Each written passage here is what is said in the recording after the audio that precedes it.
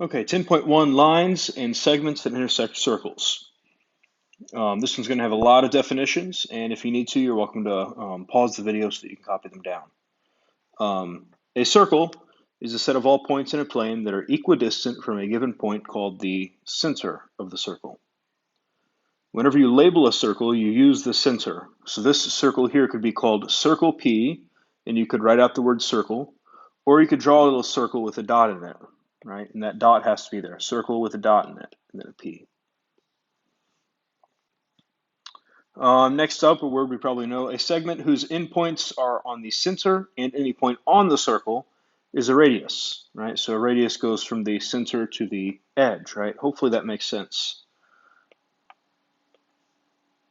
A chord is a segment whose endpoints are on a circle. So that would be something like that. So that would be a chord.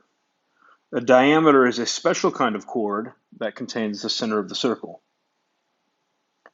A secant is a line that intersects the circle. So you think about a secant as a chord that's actually a line, so like an extended piece. So a secant might be something like that, whereas the chord is that orange piece. A tangent is a line in the same plane as the circle that intersects the circle at exactly one point, and that's called the point of tangency. Here we have two pictures illustrating all of those different vocab words.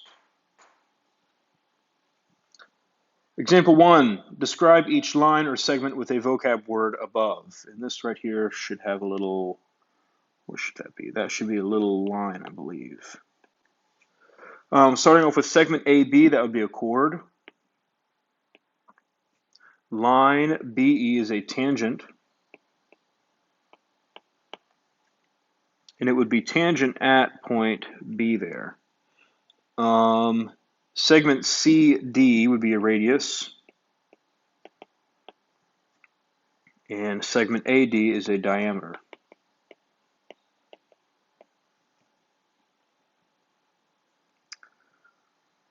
All right. Next up, coplanar circles that intersect at one point are called tangent circles, right? So any two circles that touch each other at one point are called tangent. Coplanar circles that have a common center are called concentric circles, right? Think concentric, center. So there's three different situations that we could have. We could have two circles that touch each other like this, and that one looks like a Venn diagram to me, where we have the 2 points that touch.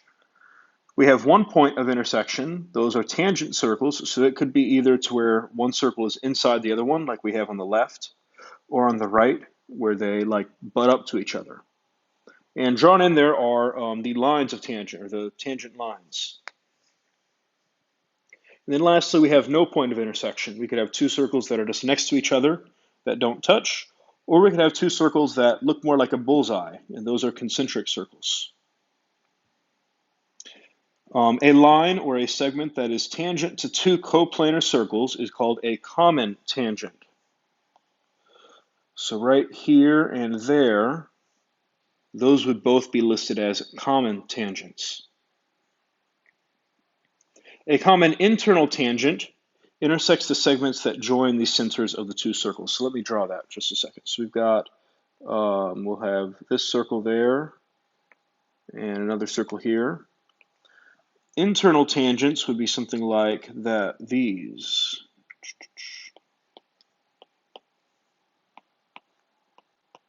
Where they intersect the segment that joins the centers. Common external tangents would be more like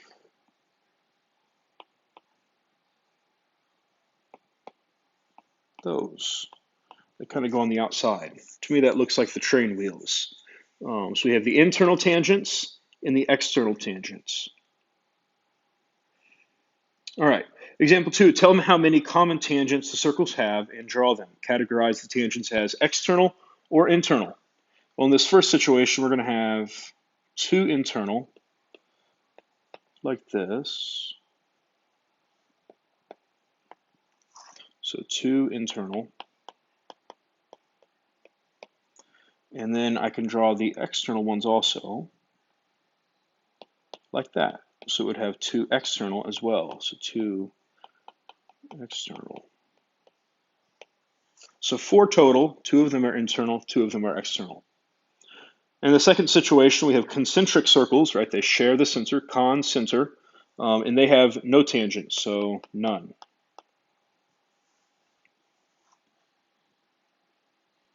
Next up, 10.1, tangent line to circles theorem. In a plane, a line is tangent to a circle if and only if the line is perpendicular to the radius of the circle. So if a line touches the circle, in this point it's at point P, then it has a right angle with that radius there, right? And you could look at that backwards or forwards, right? I could tell you that something is a tangent, so then you know that it's a right angle. Or I could tell you that this line and this radius make a right angle, so it is a tangent, right? You can think about it back or forth. 10.2, external tangent congruence theorem. Tangent segments from a common external point are congruent. So this piece and that piece are equal. So if 2 tangents of the same circle meet outside the circle, right, here it was at point S, then both of those chunks are going to be congruent.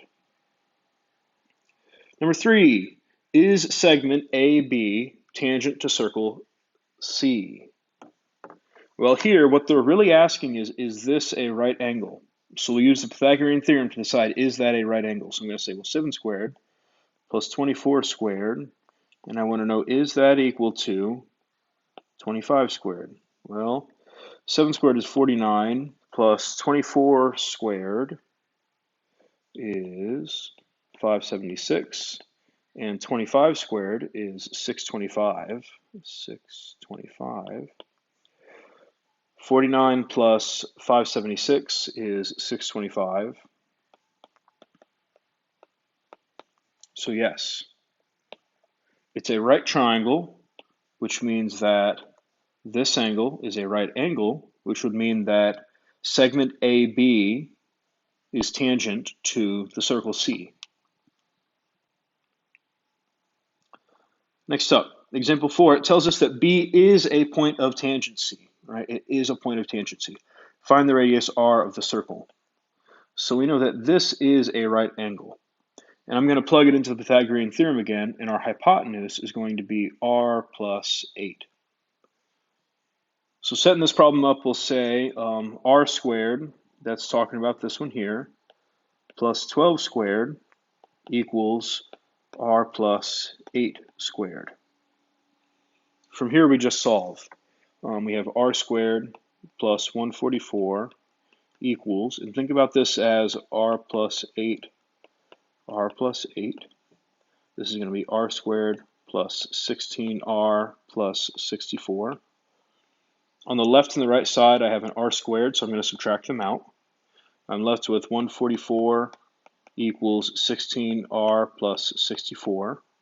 I'll subtract 64, so I have 144 minus 64 is 80 equals 16R. And then dividing by 16, I get R equals 5. So my radius there is 5. Example 5, segment AB, that's this one, and segment AD are tangent to the circle at points B and D, respectively. Find the value of x. Well, these two are just going to be equal, so it's 39 equals 4x minus 5. I add 5 to both sides, so this will be 44 is 4x, and 11 equals x. All right, that is that. Let me scroll back up to the definitions up here. Well, these right here, actually these two pictures right here are probably the most important pictures of the lesson. Make sure you have those somewhere.